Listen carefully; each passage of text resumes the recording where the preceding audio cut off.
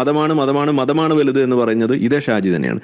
ഇനി നിങ്ങൾ പറയും ഇതിലെവിടെയാണ് ഈ പറയുന്ന മതേതരത്വം ഇരിക്കുന്നതെന്നാണ് ഞാൻ ചോദിക്കുക. എവിടെയാണ് ഒളിപ്പിച്ചു വെച്ചിരിക്കുന്നത്? ഇനി നമ്മൾ എന്ത് ചെയ്യുമല്ലയ്യ? നീ ഒന്നും ചെയ്യണ്ട, ചെയ്തു. പഹൽഗാം അറ്റാക്ക് നടന്നപ്പോൾ ഞാനും കണ്ടിട്ടുള്ള കാര്യമാണത്. അത് ബീഹാർ ഇലക്ഷൻ മുന്നിൽ കണ്ട് നടത്തിയ ഒരു ഇൻസൈഡർ ഓപ്പറേഷൻ ആണ് എന്ന് ഇവിടെ പറയണമെന്നുണ്ടെങ്കിൽ ഇതിന് എത്രമാത്രം ഉളുപ്പില്ലായ്മ വേണമെന്നാണ് ഞാൻ ചോദിക്കുന്നത്. ഇവിടുത്തെ ഈ കോൺഗ്രസ്സുകാരോട് എല്ലാവരോടും കൂടിയാണ് ഞാൻ ചോദിക്കുന്നത്. ഈ ബാറ്ററി സേവം പടർന്നു പന്തലിക്കും. പിന്നെ ഈ ഹൈ റേഞ്ചിലെ ആനക്കാട്ടിൽ ഈ പച്ചൻ ഈ ഞാനാ, മനസ്സിലായില്ലേ?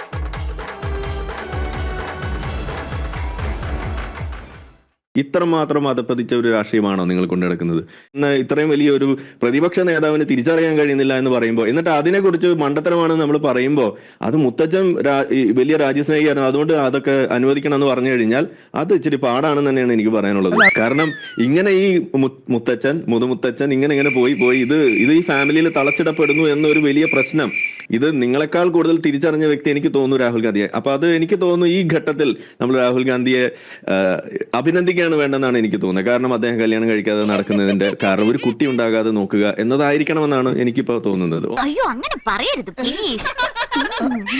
ശ്രീ ആരിഫ് ഹുസൈൻ, ഇതെങ്ങനെയാണ് ഭീകരവാദികളെയും മുസ്ലിങ്ങളെയും തമ്മിൽ ബന്ധപ്പെടുത്തി ഒരു നറേറ്റീവ് ഉണ്ടാക്കുന്നത്? ഇതിലെന്തിനാണ് കോൺഗ്രസ് ഇത്ര വേർപ്പൊഴുക്കുന്നത്?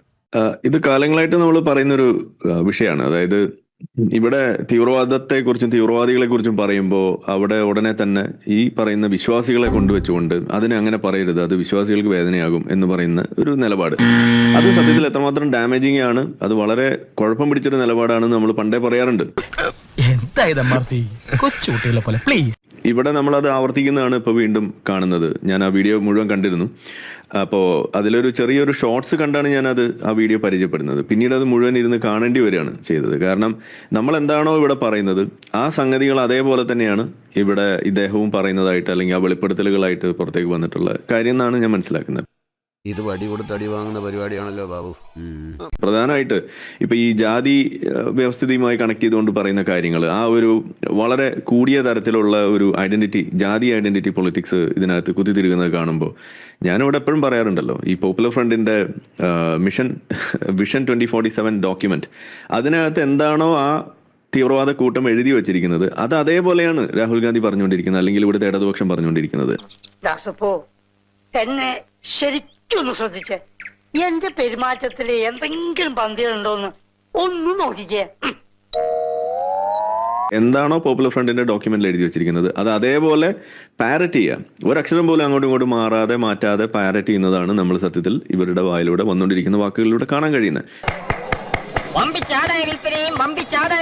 അതെന്താണ്? ഒരു ഉദാഹരണം പറഞ്ഞു കഴിഞ്ഞാൽ ഈ പോപ്പുലർ ഫ്രണ്ടിന്റെ ആ ഡോക്യുമെന്റിൽ എഴുതി വെച്ചിരിക്കുന്ന ഒരു കാര്യമാണ്, നമ്മളിവിടെ നിരന്തരം പ്രശ്നങ്ങൾ ഉണ്ടാക്കിക്കൊണ്ടിരിക്കണം. എന്തിനു വേണ്ടിയിട്ടാണ്? അതായത് ഇവിടെ ഉള്ള ഭരണവർഗം അവര് ഈ പറയുന്ന താഴ്ന്ന വിഭാഗത്തിൽപ്പെട്ടുള്ള ജാതിയിൽപ്പെട്ടിട്ടുള്ള ആളുകൾക്കും അതുപോലെ മുസ്ലിങ്ങൾക്കും എന്നും ശത്രുക്കളാണ് എന്ന് നമ്മൾ വരുത്തി തീർത്തുകൊണ്ടേയിരിക്കണം. ഇതാണ് അതിനകത്ത് എഴുതി വെച്ചിരിക്കുന്ന വാചകത്തിന്റെ ഒരു അർത്ഥം. ഒന്ന് പറഞ്ഞ രണ്ടാമത്തെ തുണി പൊക്കി കാണിക്കും. അപ്പൊ ഇത് നമ്മൾ സ്ഥിരമായി ഇങ്ങനെ പറഞ്ഞുകൊണ്ടേയിരിക്കണം. അപ്പോൾ അത് പറയണം, ആ ഒരു ശത്രുത അവിടെ ഡെവലപ്പ് ചെയ്യണമെന്നുണ്ടെങ്കിൽ അതിനെന്താണ് അവിടെ പൊക്കി വെക്കേണ്ടത്? ഈ ജാതിയാണ്. അപ്പൊ ഈ ജാതിയുടെ അടിസ്ഥാനത്തിലുള്ള വേർതിരിവുകൾ, അതിന്റെ പേരുള്ള പെരുപ്പിച്ച കഥകളും പറഞ്ഞ് ആളുകളുടെ ഉള്ളിൽ ഒരു വിരോധം ഉണ്ടാക്കിക്കൊണ്ടേയിരിക്കണം എന്നത് പോപ്പുലർ ഫ്രണ്ടിന്റെ അജണ്ടയാണ് എന്നത് ഇവിടുത്തെ പൊതുജനങ്ങൾ തിരിച്ചറിയുക. ഇത് ഉണർന്നു വരണം, ഇത് ഉയർന്നു വരണം, മാറണം എന്ന് നിങ്ങൾക്ക് ചിന്ത ഉണ്ടെങ്കിൽ നിങ്ങൾ ഏറ്റവും മിനിമം ചെയ്യേണ്ടത് ഇതുപോലുള്ള ആളുകളെ മാറ്റി നിർത്തുക. ഈ കുടുംബവാഴ്ചയൊക്കെ തള്ളി പറയേണ്ട ഒരു ഗതികേടിലേക്ക് ഇന്നിപ്പോൾ കോൺഗ്രസ് വന്നിട്ടുണ്ടെങ്കിൽ, ശശി തരൂരൊക്കെ അത് പറയുന്ന അവസ്ഥയിലേക്ക് വന്നിട്ടുണ്ടെങ്കിൽ ഈ തിരിച്ചറിവാണ് അതിന്റെ കാരണം. ഈ തിരിച്ചറിവ് ഓരോ പൗരനും ഉണ്ടാവേണ്ടതാണെന്നാണ് ഞാൻ പറയാം. അത് ശരിയാ. പഹൽഗാം അറ്റാക്ക് നടന്നപ്പോൾ ഞാനും കണ്ടിട്ടുള്ള കാര്യമാണത്. അത് ബീഹാർ ഇലക്ഷൻ മുന്നിൽ കണ്ട് നടത്തിയ ഒരു ഇൻസൈഡർ ഓപ്പറേഷൻ ആണ് എന്ന് ഇവിടെ പറയണമെന്നുണ്ടെങ്കിൽ ഇതിന് എത്രമാത്രം ഉളുപ്പില്ലായ്മ വേണമെന്നാണ് ഞാൻ ചോദിക്കുന്നത്. ഇവിടുത്തെ ഈ കോൺഗ്രസ്സുകാരോട് എല്ലാവരോടും കൂടിയാണ് ഞാൻ ചോദിക്കുന്നത്. ഇത്രമാത്രം അധപ്പതിച്ച ഒരു രാഷ്ട്രീയമാണോ നിങ്ങൾ കൊണ്ടുനടക്കുന്നത്? അതിൽ ഞാൻ ഇന്ന് ഖേദിക്കുന്നു. അങ്ങനെയാണെന്നുണ്ടെങ്കിൽ ഇപ്പോൾ ഇത്രയും നാൾ ഇവിടെ ഭരിക്കുന്നു. അപ്പൊ നിങ്ങൾക്ക് നിങ്ങളുടെ തോൽവികളെ നിങ്ങൾക്ക് മറച്ചു പിടിക്കാൻ നിങ്ങൾക്ക് ഇതേപോലെയുള്ള കെട്ടുകഥകളും ഇതുപോലെയുള്ള ഗൂഢാലോചന സിദ്ധാന്തങ്ങളും അല്ലാതെ യഥാർത്ഥത്തിൽ നിങ്ങൾക്ക് എന്താ സംഭവിച്ചുകൊണ്ടിരിക്കുന്നത് എന്നുള്ളത് തിരിച്ചറിയാൻ പോലുമുള്ള ഒരു വകതിരിവില്ലാത്ത അവസ്ഥയിലേക്ക് നിങ്ങൾ അധപ്പതിച്ചിട്ടുണ്ടോ എന്നാണ് ഞാൻ ചോദിക്കുന്നത്. അത് നീ എന്നെ ഇൻഡയറക്റ്റ് ആയിട്ട് കുത്തിയതല്ല, ഡയറക്റ്റ് ആയിട്ട് കുത്തിയതാ. ഇവിടെ ഈ ന്യൂനപക്ഷ പ്രീണനം എന്നൊക്കെ പറയുന്നത്, അല്ലെങ്കിൽ വോട്ട് ബാങ്ക് എന്നൊക്കെ പറയുന്നത് നമ്മുടെ നാട്ടിലെ ഒരു അത് പൊതുവെ എല്ലാ രാജ്യത്തും എല്ലാ നാട്ടിലും ഈ ഡെമോക്രസിയുടെ ഏറ്റവും വലിയൊരു ശാപമായിട്ട് നിലനിൽക്കുന്ന ഒരു കാര്യമാണ്. അതിനെ മറികടന്ന് മുന്നോട്ട് പോകാന്ന് പറയുന്നത് എളുപ്പമല്ല.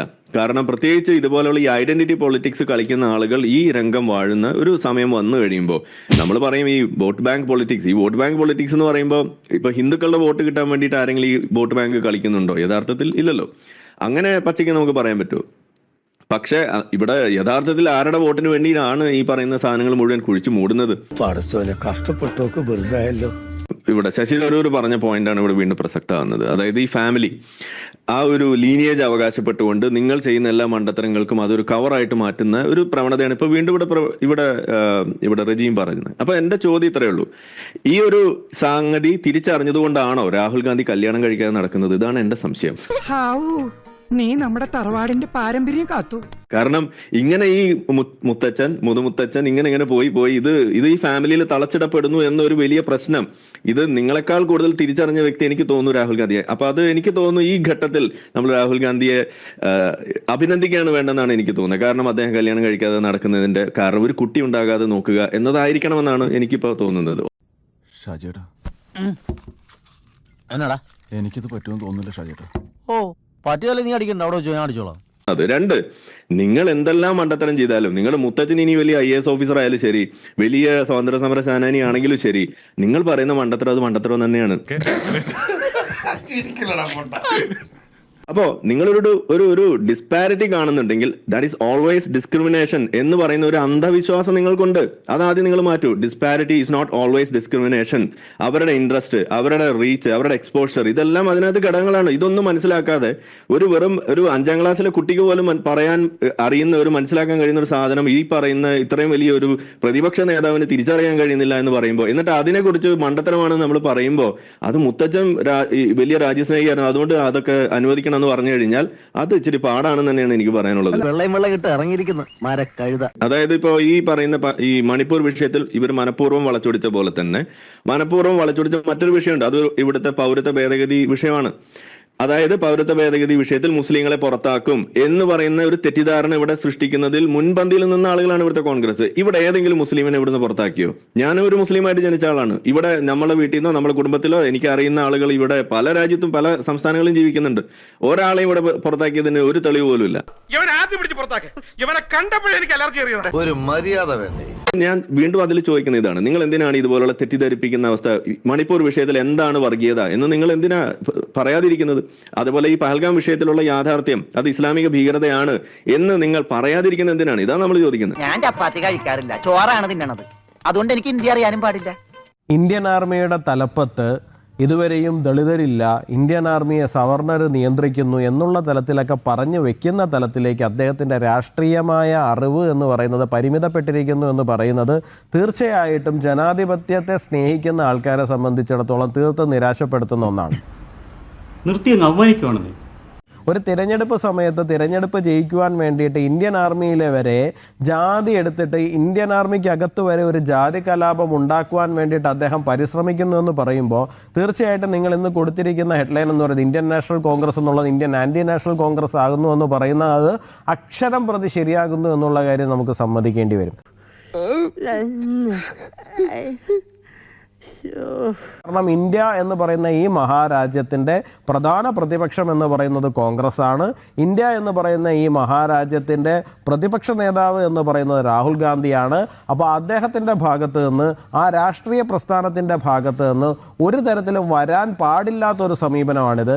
നമുക്ക് ചിലപ്പോൾ തോന്നും ഒരു രാഷ്ട്രീയമാണ്, ഒരു തിരഞ്ഞെടുപ്പ് വേദിയിൽ നിന്ന് സംസാരിക്കുന്നതാണ്, ആയിരക്കണക്കിന് 10,000-കണക്കിന് ആൾക്കാരെ അഡ്രസ്സ് ചെയ്ത് സംസാരിക്കുന്നതാണ്, ചിലപ്പോൾ സ്ലിപ്പ് ഓഫ് ദ ടങ്ക് വരുന്നതായിരിക്കും. ഇത് സ്ലിപ്പ് ഓഫ് ദ ടങ്ക് അല്ല. കാരണം അദ്ദേഹം ആവർത്തിച്ച് വളരെ ഇന്റൻഷണലി തന്നെ ഈ കാര്യം പറയുന്നുണ്ട്. അസ്പ്രസ്ഥാന ഹൃദസ്തന്തിയും പ്രവൃത്തിന്മുഖരെ നുണയന്തിയും എന്നൊരു ശ്ലോകമുണ്ട്. പ്രവർത്തിക്ക് നിരക്കാത്ത നുണ പറയാൻ പാടില്ല എന്ന് സാരം.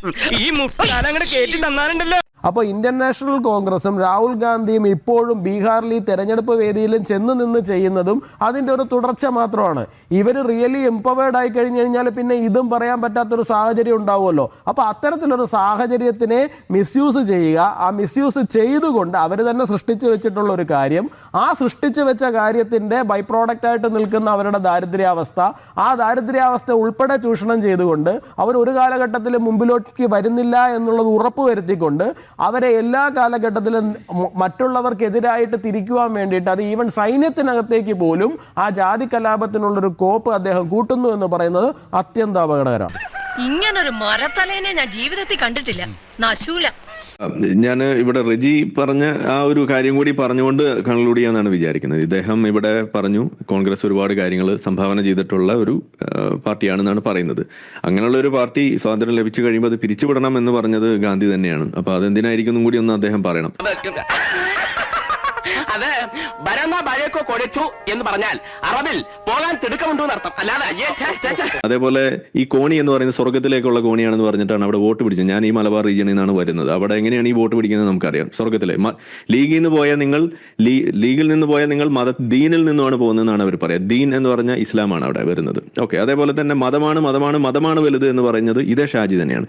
ഇനി നിങ്ങൾ പറയും ഇതിലെവിടെയാണ് ഈ പറയുന്ന മതേതരത്വം ഇരിക്കുന്നതെന്നാണ് ഞാൻ ചോദിക്കുക. എവിടെയാണ് ഒളിപ്പിച്ചു വെച്ചിരിക്കുന്നതെന്നാണ്. ഇനി നമ്മൾ എന്ത് ചെയ്യുമല്ലയ്യ? നീ ഒന്നും ചെയ്യണ്ട, നാ ചെയ്തു. ഈ പറയുന്ന ഈ മുസ്ലിം ലീഗിന്റെ ഒരു പ്രാഥമിക അംഗത്വം എന്ന് പറയുന്നത് അത് മുസ്ലിമിന് മാത്രമാണ്. നിങ്ങൾക്കൊരു മുസ്ലിമിന്റെ ഒരു സ്ഥാനാർത്ഥിയായിട്ട് മുന്നോട്ട് പോയി ഒരു പ്രധാനമന്ത്രിയാകാനുള്ള സാധ്യത അത് മറ്റു മതത്തിൽപ്പെട്ടുള്ള ആളുകൾക്കുണ്ടോ എന്നുള്ളത് ഒന്ന് നിങ്ങൾ പറഞ്ഞു തരണം. അതാണ് അതിനകത്ത് ഒരു പ്രധാനപ്പെട്ട. ഇനി എനിക്ക് വേണമെങ്കിൽ അല്ലെങ്കിൽ ഇവിടെ ഏതൊരു മുസ്ലിമിന് വേണമെങ്കിലും BJP-യിൽ പ്രാഥമിക അംഗത്വം എടുത്ത് അതിന്റെ നാഷണൽ പ്രസിഡന്റോ സെക്രട്ടറി ആവാം, അതിന്റെ കാൻഡിഡേറ്റ് ആയിക്കൊണ്ട് ഇവിടെ പ്രധാനമന്ത്രി ആവാനുള്ള അവസരം BJP കൊടുക്കുന്നുണ്ട്. അത് നിങ്ങൾ നിഷേധിക്കുമോ? അപ്പോൾ അങ്ങനെയാണോ ഈ പറയുന്ന ഈ മുസ്ലിം ലീഗ് അവിടെ നിൽക്കുന്നതല്ല? 100% ഞാൻ യോജിക്കുന്നു. എനിക്കറിയണ്ട. അപ്പൊ ഇത്തരത്തിലുള്ള ഇരട്ടത്താപ്പുകൾ, ഇത്തരത്തിലുള്ള ദുരുദ്ദേശപരമായിട്ടുള്ള അപ്പീസ്മെന്റ് പൊളിറ്റിക്സിന്റെ ഇന്നും നിങ്ങൾ കൊണ്ടു നടക്കുന്ന ഈ സ്വാതന്ത്ര്യ കാലത്ത് മുതൽ ഗാന്ധി വരെ കൊണ്ടു നടന്നിട്ടുള്ള സംഗതികൾ അത് ഇന്നും നിങ്ങൾ പേറിക്കൊണ്ട് നടക്കുക മാത്രമല്ല, ഇന്ന് നമ്മുടെ നാടിനെ കുട്ടിച്ചോറാക്കുന്നതിൽ ഈ കോൺഗ്രസും ഇന്നിപ്പോൾ രാഹുൽ ഗാന്ധിയിലൂടെ പുറത്തെടുക്കുന്ന ഈ ഒരു സംഗതിയും വളരെ പരിതാപകരമായ അവസ്ഥയിലേക്കാണ് നമ്മുടെ നാടിന് കൊണ്ടെത്തിയത്. ഒരു പ്രതിപക്ഷം ഇല്ലാതിരിക്കുക എന്ന് പറയുന്നത് എന്നെ പോലെയൊക്കെയുള്ള ആളുകൾക്ക് വളരെ ഒരു ഭീതിജനകമായ ഒരു അവസ്ഥയിലേക്ക് തന്നെയാണ് നിങ്ങൾ കൊണ്ടെത്തിയത്. അപ്പൊ എൻ്റെ ഒക്കെ ഒരു റിക്വസ്റ്റ് എന്താന്ന് പറഞ്ഞാൽ കോൺഗ്രസ്സുകാർ എങ്ങനെയെങ്കിലും ഒന്ന് ഇറങ്ങി തിരിച്ചിട്ട് നല്ലൊരു പ്രതിപക്ഷ നേതാവിനെ കൊണ്ടുവരും.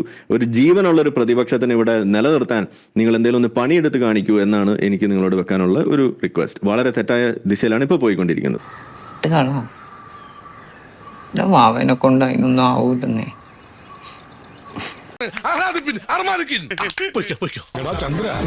ഒന്ന് സബ്സ്ക്രൈബ് ചെയ്തിട്ട് പോടാ.